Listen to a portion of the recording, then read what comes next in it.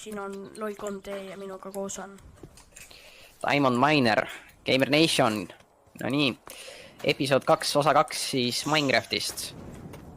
Lõpetasime eelmine kord siin, kus mina olin oma baasis ja tema otsib oma asju.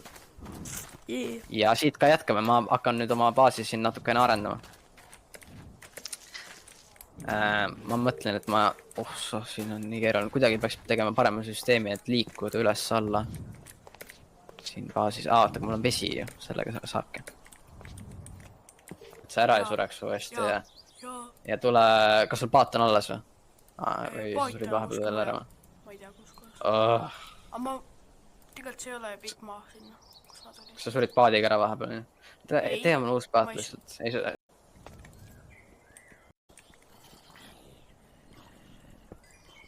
Siin on olnud Diamond Miner 2010. Ja LOL3D. Ja peace out.